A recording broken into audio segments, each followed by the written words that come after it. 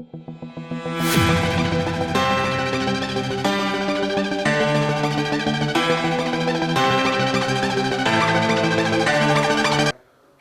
बेटा हमें अभी देखना है वेव ऑप्टिक्स। क्या देखना है? Wave optics. ऑप्टिक यानी लाइट, ऑप्टिक्स यानी क्या? लाइट। मतलब इस चैप्टर में हमें किसके बारे में बात करनी है? लाइट के बारे में। तो वेव ऑप्टिक्स। अब वेव ऑप्टिक्स इसलिए बोला गया है कि लाइट वेव के रूप में होता है। कौन से रूप में होता है? वेव के रूप में। कौन से रूप में ट्रैवल करता है? वेव के रूप में। साथ में उसका एक दूसरा भी नेचर होता है और वो होता है पार्टिकल नेचर। कौन सा नेचर? Particle nature. तो लाइट के कितने नेचर होते हैं फिर बताओ? दो नेचर, एक वेव नेचर और एक particle nature.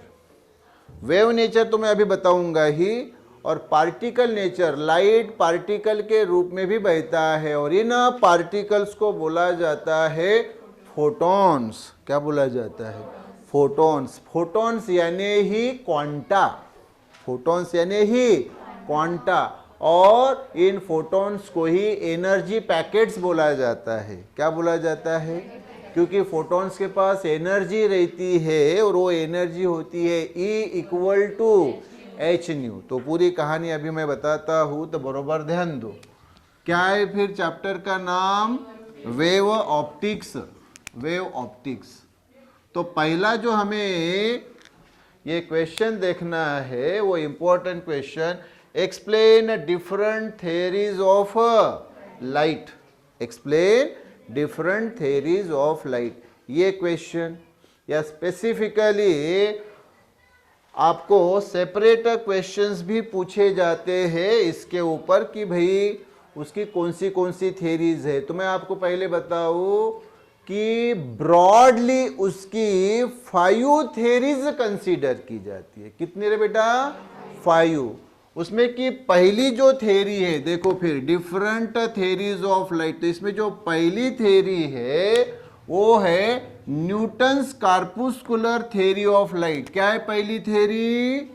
Newton's corpuscular theory of light. Newton is the name of the scientist. Newton. Corpuscular theory of light. अब यहां कार्पुस्कुलर जो शब्द आया है वो कार्पसल्स से आया है। कहां से? और कार्पसल्स यानी लाइट के पार्टिकल्स। किसके पार्टिकल्स? लाइट के पार्टिकल्स। तो कार्पुस्कुलर शब्द, कार्पुस्कुलर वर्ड कहां से आया? कार्पसल्स से। और कार्पसल्स किसे बोला गया है? लाइट के पार्टिकल्स को।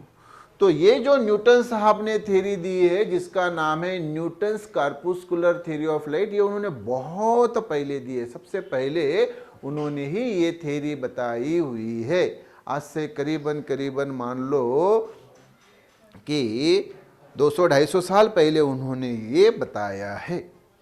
तो वो क्या बताते हैं ये पहले समझो कि इसमें उन्होंने बताया कि लाइट कौन से रूप में प्रोपोगेट होता है? पार्टिकल्स के रूप में। जैसे सन से क्या आ रहा है? लाइट आ रहा है ना रे बाबा।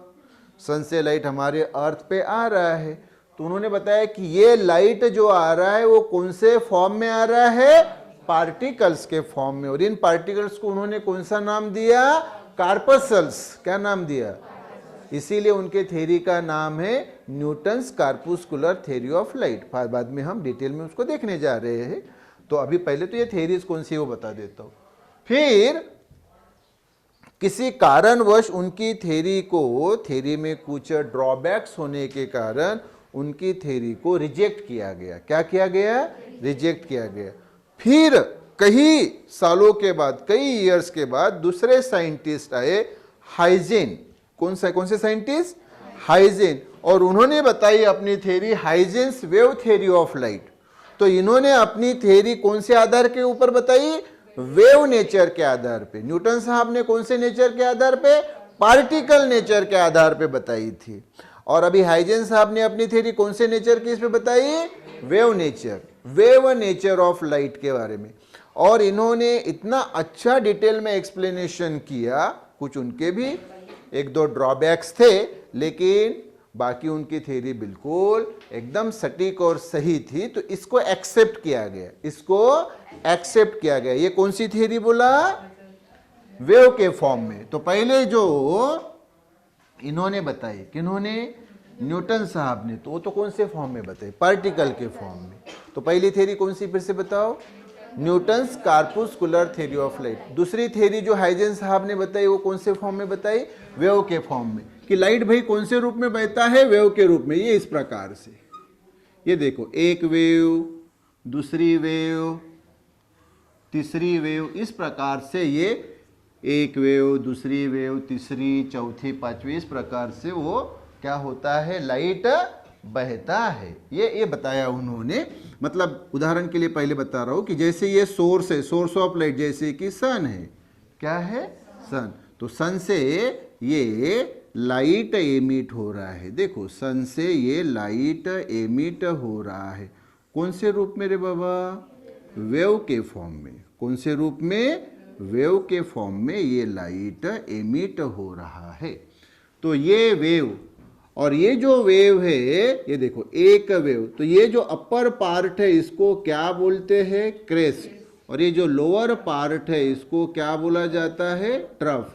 एक क्रेस्ट और एक ट्रफ मिलके क्या बनाते हैं, एक वेव। और इस एक वेव की जो लेंथ होती है, दिखी गई लेंथ, हाँ, तो इस लेंथ को बोला जाता है वेव लेंथ। उस वेव की लेंथ, शब्द कौन सा आ गया, वेव लेंथ।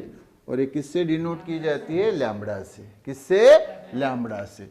तो ये Huygens wave theory of light. तो दूसरी थ्योरी ये हो गई, Huygens wave theory of light.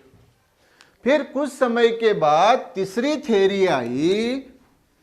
तीसरी थ्योरी आई, ये थ्योरी कौन सी है, Maxwell's electromagnetic theory of light.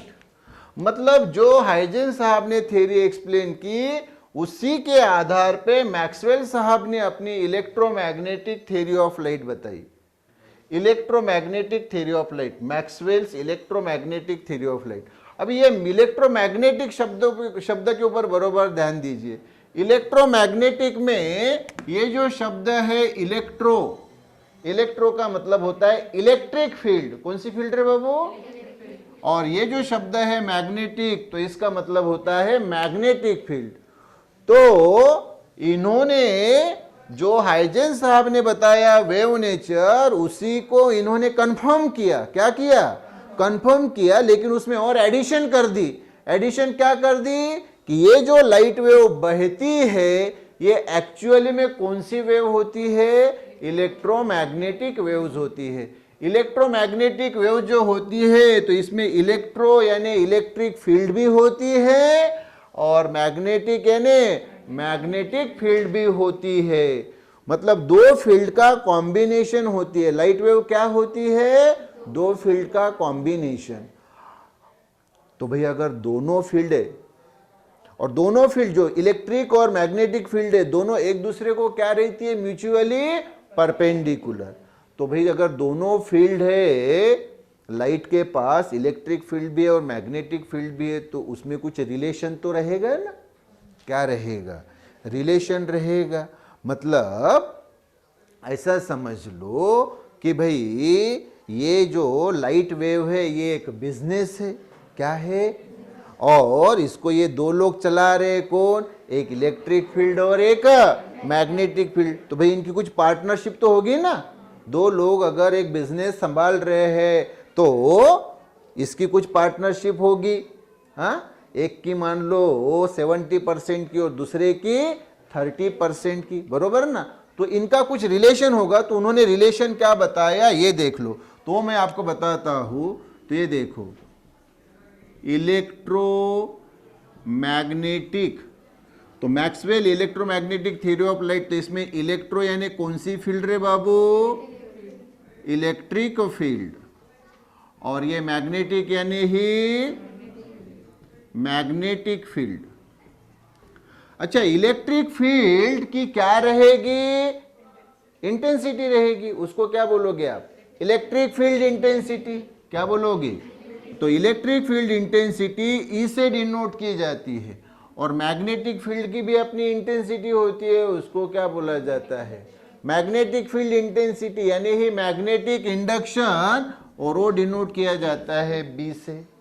तो ये ई और बी, तो रिलेशन क्या बताया ये देखो, तो रिलेशन है E equal to B into C. E यानी रे intensity of electric field, B यानी इंटेंसिटी ऑफ मैग्नेटिक फील्ड, और सी यानी होता है velocity of light, velocity of, और इसकी वैल्यू फिक्स होती है और वो होती है 3 इंटू 10⁸ मीटर पर सेकंड। अब 3 इंटू 10⁸ को अगर आप ये टोटल कैलकुलेट करोगे तो 3 के ऊपर 1 2 3 4 5 6 7 8 0 इतने मीटर पर सेकंड। तो इसको अगर काउंट करोगे तो ये 30 करोड़ आएगी। कितनी करोड़? ये देखो, यूनिट 10 100 1000 10,000 लाख 10 लाख करोड़ 10 करोड़, तो ये कितनी आ गई बाबू? 30 करोड़ मीटर पर सेकंड। इसका मतलब होता है कि लाइट कौन से स्पीड से दौड़ता है? 1 सेकंड में 30 करोड़ मीटर इतना दौड़ता है। तो ये रिलेशन क्या बताता है, मुझे बताओ बर। रिलेशन ये हुआ कि ई बी से कितना टाइम्स, कितना गुना बड़ा होता है? 30 करोड़ टाइम्स बड़ा होता है। कितना बड़ा होता है? 30 करोड़ टाइम्स बड़ा होता है। तो आप मुझे बताओ सीधी सी बात, तो भाई जो लाइट बह रहा है उसमें दोनों फील्ड है, कौन सी? इलेक्ट्रिक भी है और मैग्नेटिक भी है, लेकिन प्रभुत्व इसके ऊपर किसका है? कमांड किसकी होती है? इलेक्ट्रिक फील्ड की। मैग्नेटिक फील्ड एकदम कम नॉमिनल लेवल में रहती है, और ये रिलेशन हमें डायरेक्टली बता रहा है कि ये इलेक्ट्रिक फील्ड की इंटेंसिटी ये मैग्नेटिक फील्ड के इंटेंसिटी से 30 करोड़ टाइम्स बड़ी होती है। कितनी करोड़ टाइम्स बड़ी होती है? 30 करोड़ टाइम्स बड़ी होती है। तो ये हमें बताता है ये Maxwell's electromagnetic theory of light. अभी मैंने आपको बताया कि पहली जो थ्योरी है न्यूटन्स कॉर्पुस्कुलर थ्योरी ऑफ लाइट, बताया ना, उसको क्या किया? इनिशियली साइंटिस्ट ने डिस्कार्ड किया, क्योंकि उसमें बहुत सारे क्या थे? ड्रॉबैक्स थे। क्या थे? ड्रॉबैक्स थे। लेकिन फिर बहुत समय के बाद Max Planck, name of the scientist Max Planck, इन्होंने अपनी थ्योरी दी, Max Planck's quantum theory of light. कौन सी थ्योरी बाबू? चौथी theory, Max Planck's quantum theory of light. Quantum शब्द इसलिए है क्योंकि इन्होंने न्यूटन साहब की थ्योरी की ही स्टडी की। न्यूटन साहब ने लाइट के पार्टिकल को कौन सा नाम दिया था? कार्पसल्स। क्या नाम दिया था? इन्होंने नाम दिया क्वांटा। लाइट के पार्टिकल को कौन सा नाम दिया इन्होंने? लाइट के पार्टिकल को इन्होंने नाम दिया क्वांटा, इसीलिए शब्द आया क्वांटम। तो जब भी क्वांटा शब्द आता है तो समझ लेना क्वांटम, और क्वांटम यानी आप लाइट के बारे में बात कर रहे हैं। कौन से बारे में? तो फिट कर लो दिमाग में, क्वांटा। क्वांटा को ही उन्होंने क्या नाम दिया है? फोटोन नाम दिया है। प्रोटॉन नहीं, क्या? फोटोन। और ये जो है, इन फोटॉन्स के पास एनर्जी होती है, इसलिए इन्हीं को एनर्जी पैकेट्स बोला जाता है। क्या बोला जाता है? तो क्वांटा यानी फोटोन यानी एनर्जी पैकेट्स। और इनके पास कितनी एनर्जी होती है? हर फोटोन के पास एनर्जी होती है E equal to h nu, जहाँ E यानी energy of photon, energy of photon. H यानी यही प्लैंक साहब ने बताई ना थ्योरी, इसलिए इसको बोला जाता है प्लैंक्स कांस्टेंट। और न्यू यानी फ्रीक्वेंसी ऑफ लाइट। क्या? फ्रीक्वेंसी ऑफ लाइट, लाइट की फ्रीक्वेंसी। तो E equal to h nu. तो ये थ्योरी उन्होंने इतने सही ढंग से बताई कि जिन्होंने पहले कार्पसल्स, मतलब न्यूटन साहब की जो कार्पुस्कुलर थ्योरी ऑफ लाइट थी, उनको जो डिस्कार्ड किया था, उसी थ्योरी की स्टडी की इन्होंने। किन्होंने? मैक्स प्लैंक साहब ने। और उसको मॉडिफाइड फॉर्म दिया, और उसमें जो न्यूटन साहब के कुछ ड्रॉबैक्स थे उसको उन्होंने करेक्ट किया। फिर इन्हीं थ्योरी को, इसी मैक्स प्लैंक थ्योरी को फिर आइंस्टाइन साहब भी, एल्बर्ट आइंस्टाइन साहब भी सामने लेके गए। इस थ्योरी को भी सामने लेके गए और उन्होंने आइंस्टाइन फोटो इलेक्ट्रिक इक्वेशन भी बताया। अब आप मुझे बताओ, पहले 4 थ्योरी से आप क्या देखेंगे, क्या देख रहे हैं? तो आप बोलेंगे सर पहली जो Newton's corpuscular theory of light है वो सर पार्टिकल नेचर की है। क्या है रे बाबू? पार्टिकल नेचर की है ना। फिर दूसरी Huygens wave theory of light, ये वेव नेचर की है। फिर तीसरी जो Maxwell's electromagnetic theory of light है ये भी वेव नेचर्स के ऊपर ही है। और चौथी जो Max Planck's quantum theory of light है ये पार्टिकल नेचर के ऊपर है। तो आप देखेंगे कि दो पार्टिकल नेचर की और दो वेव नेचर की है। इसलिए आज के मॉडर्न फिजिक्स में कौन सी थ्योरी फॉलो की जाती है? Dual theory of light follow की जाती है। कौन सी? Dual theory of light. Dual यानी दोनों थ्योरी को अप्लाई किया जाता है। दोनों थ्योरी को अप्लाई किया जाता है। जहां पार्टिकल नेचर के अकॉर्डिंगली एक्सप्लेनेशन करना है तो वहां पार्टिकल नेचर, और जहां वेव नेचर के तरह के रूप में एक्सप्लेनेशन करना है तो वहां वेव नेचर के हिसाब से। इसलिए मॉडर्न फिजिक्स में, आज के एडवांस फिजिक्स में कौन सी लाइट की थ्योरी यूज की जाती है? दोनों, dual nature, dual theory of light. तो ये टोटल 5 थ्योरीज है जो लाइट के बारे में टोटल इंफॉर्मेशन हमें बताती है। ओके, अब हम पहली थ्योरी देखेंगे फटाफट। देखो अभी तो बेटा अभी पहली थ्योरी कौन सी है फिर बताओ? Newton's corpuscular theory of light. अभी हमने 5 थ्योरीज देखी, उसमें से पहली कौन सी है? Newton's corpuscular theory of light. मैंने आपको बताया कार्पुस्कुलर शब्द कहां से आया, ये वर्ड कहां से आया? कार्पसल से। कार्पसल से यानी लाइट के पार्टिकल्स। तो लाइट के पार्टिकल्स को न्यूटन साहब ने कौन सा नाम दिया? कार्पसल्स। ओके, अभी जैसे सोर्स ऑफ लाइट, कौन रे बेटा रे? Source of light. तो हमारे लिए मेन सोर्स ऑफ लाइट कौन है? नेचुरल सोर्स ऑफ लाइट सन है। तो इन्होंने क्या बताया अपने थ्योरी में, ये मैं आपको बताता हूं। तो जैसे मान लीजिए ये सन है। क्या है? सन है। ओके, हाँ बरोबर, पूरा ध्यान। तो यहां से ये डिफरेंट डायरेक्शन में ये कौन निकल रहे हैं बोलते हैं? पार्टिकल्स। और वो पार्टिकल्स की साइज अलग अलग होती है। क्या होती है? ये क्या बता रहे हैं न्यूटन साहब कि भाई यहां से क्या निकल रहे हैं?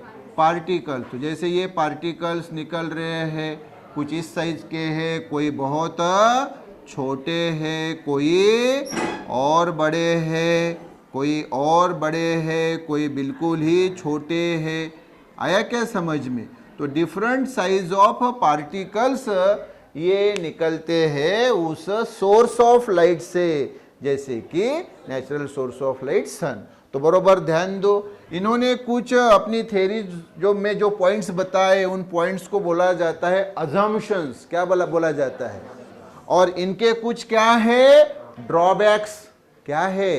ड्रॉबैक्स, यानी इन्होंने जो उसमें त्रुटियां की है। तो बरोबर अभी स्टेप बाय स्टेप मैं आपको सारी कहानी बताता हूं, ध्यान दो। तो ये अजम्पशंस, तो Newton's corpuscular theory of light, उसकी अजम्पशंस, न्यूटन साहब ने कौन सी अजम्पशंस बताई है? तो पहला अजम्पशंस यानी उनके पॉइंट्स, थ्योरी के पॉइंट्स। पहला ये बताते हैं कि ये जो सोर्स ऑफ लाइट है ये क्या करता है? लार्ज नंबर ऑफ, बड़ी संख्या में पार्टिकल्स एमिट करता है। क्या करता है? बड़ी संख्या में पार्टिकल्स एमिट करता है उसके सराउंडिंग मीडियम में। जैसे ये सन है तो उसके सराउंडिंग में वो कंटिन्यूअसली सभी डायरेक्शन में क्या एमिट करता है? पार्टिकल्स एमिट करते हैं। तो पहला point, every source of light, जैसे कि sun emits large number of tiny particles. Tiny यानी छोटे, टाइनी यानी छोटे, tiny particles called as corpuscles, जिनको इन्होंने कौन सा नाम दिया? Corpuscles. In a medium surrounding the source.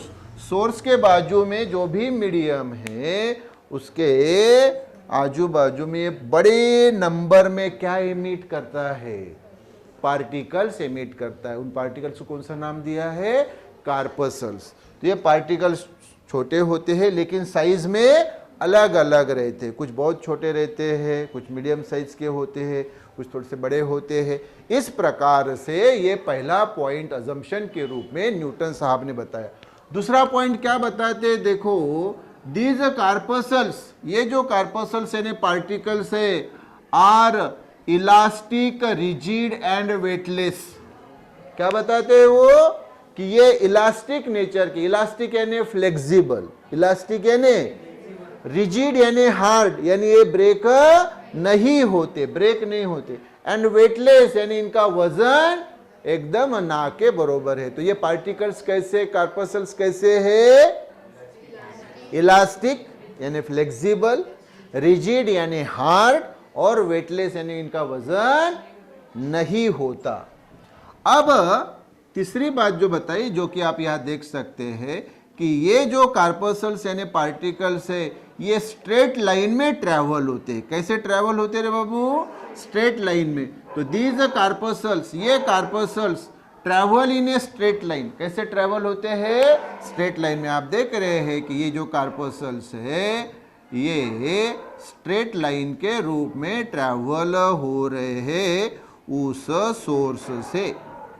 Source से स्ट्रेट लाइन के रूप में ट्रैवल हो रहे हैं। तो these corpuscles travel in straight line with a very high speed। इनकी स्पीड क्या रहती है, वेरी हाई, जो कि मैंने आपको बताई भी। लाइट की स्पीड कितनी होती है, 3 × 10⁸ मीटर पर सेकंड यानी 30 क्रॉस मीटर पर सेकंड। तो बरोबर ध्यान दो, these corpuscles travel in a straight line with very high speed which are different in a different media। Media यानी अलग अलग मीडियम्स, अलग अलग मीडियम्स को मीडिया बोला जाता है। जैसे मीडियम सिंगुलर है तो उसको मीडियम्स नहीं बोलते, क्या बोलते हैं, मीडिया। तो डिफरेंट मीडियम के लिए डिफरेंट स्पीड। एयर है तो लाइट की स्पीड अलग रहेगी, ग्लास है, कांच है तो लाइट की स्पीड अलग रहेगी, वाटर है तो लाइट की स्पीड अलग रहेगी। तो डिफरेंट अलग अलग मीडियम्स के लिए लाइट की स्पीड अलग अलग होती है। चौथा पॉइंट ये बताते हैं कि we get sensation of light, हमें लाइट का सेंसेशन मिलता है when the corpuscles fall on retina. हमारी आंखें होती है, आंखों में रेटिना होता है, रेटिना के ऊपर जब ये कार्पसल्स यानी पार्टिकल्स पड़ते हैं तब हमारे आंखों को क्या मिलता है, सेंसेशन, और इसके कारण हम देख पाते हैं। ये भी बात सही है कि ये लाइट हमारे आंखों के, इसीलिए हमें सामने की चीजें दिखती है। रात के वक्त जब सन का लाइट नहीं होता है तो हमें दिखता है क्या, अंधेरा रहता है, तो अंधेरे में सामने का दिखेगा क्या हमें, नहीं। तो फिर हमें आर्टिफिशियल लाइट का यूज करना पड़ता है, जैसे कि टॉर्च है या बल्ब है कि नहीं। तो अदरवाइज ये हमने आर्टिफिशियल लाइट यूज नहीं किया तो रात को हम देख पाएंगे क्या, चल तो भी पाएंगे क्या, दिखेगा नहीं, क्योंकि रात के वक्त क्या होते, लाइट के पार्टिकल्स नहीं होते, तो हमें हमारे रेटिना को सेंसेशन नहीं मिलता, इसलिए रात को हम देख नहीं पाते। और पांचवी जो उन्होंने अजम्पशन बताई कि different colours of light are due to different sizes of the corpuscles. ये जो कार्पसल्स यानी पार्टिकल्स है इनकी साइजेस क्या है, अलग अलग है। तो इन अलग अलग साइजेस के कारण लाइट के डिफरेंट कलर्स होते हैं। कौन से कलर होते रे बाबा लाइट के, विबग्योर। कौन से कलर होते हैं, VIBGYOR, violet, indigo, blue, green, yellow, orange, red. ये क्या है, लाइट के अलग अलग कलर्स। तो ये लाइट के अलग अलग कलर्स जो होते हैं वो इन कार्पसल्स के डिफरेंट साइजेस के कारण होते हैं, ऐसा उन्होंने बोला। लेकिन मैं आपको पहले बता दूं ये बात गलत है, ये बात गलत है। Different colours of light are not due to different sizes but due to different wavelength. अलग अलग वेवलेंथ के कारण लाइट के अलग अलग कलर्स प्राप्त होते, जो कि हमें सामने पढ़ना है दूसरी थ्योरी में। कौन सी है दूसरी theory, Huygens wave theory of light. अच्छा, तो ये उन्होंने गलत बात बताई। उसके बाद में और इन्होंने ड्रॉबैक्स में हम देखेंगे। अब मुझे बताओ ड्रॉबैक्स में क्या एक इंपॉर्टेंट बात इन्होंने बताई कि देखो, लाइट जब डेंसर मीडियम से ट्रेवल होता है, कहां से ट्रेवल होता है? डेंसर मीडियम से।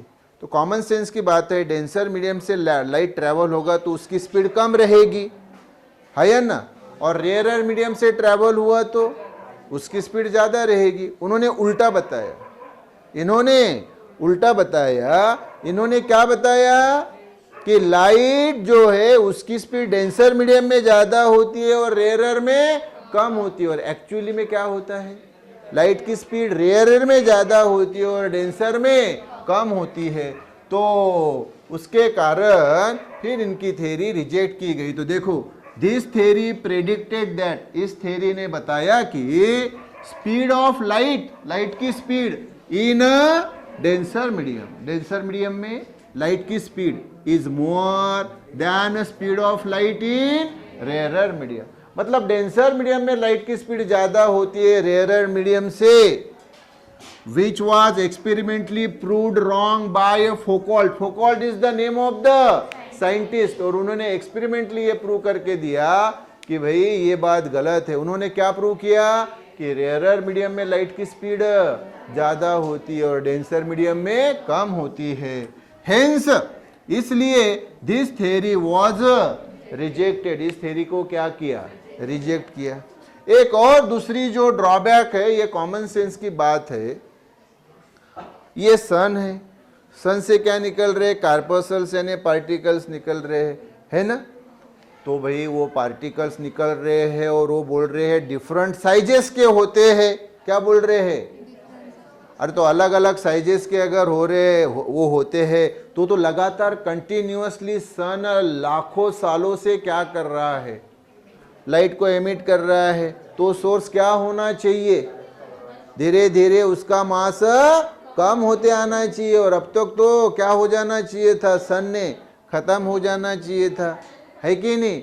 लेकिन एक्सपेरिमेंटली साइंटिस्ट ने ये प्रूव किया है कि जो सोर्स होता है उसका मास चेंज नहीं होता। तो इनकी जो थ्योरी है कि साइजेस अलग अलग होती है, ये सही नहीं है। तो देखो दूसरी drawback, when particles are emitted from the source of light, जब सोर्स ऑफ लाइट से जैसे कि सन से वो पार्टिकल्स क्या हो रहे रे बाबा, एमिट हो रहे हैं, देन तो मास ऑफ सोर्स, सोर्स का मास मस्ट डिक्रीज, क्या होना चाहिए था, बट लेकिन एक्सपेरिमेंट्स प्रूव दैट, बहुत सारे एक्सपेरिमेंट्स किए गए और उनसे ये प्रूव हुआ कि there is no change in the mass of the source of light. वो जो सोर्स ऑफ लाइट है उसका मास जो है वो चेंज नहीं होता।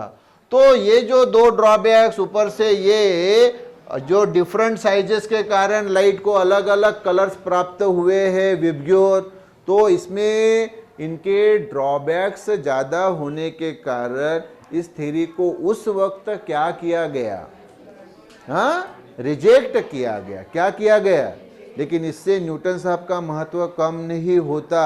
एक्चुअली उन्होंने शुरुआत करके दी, उन्होंने शुरुआत करके दी लाइट की स्टडी के बारे में, इसलिए वो ग्रेट थे, ग्रेट है और ग्रेट रहेंगे। ओके।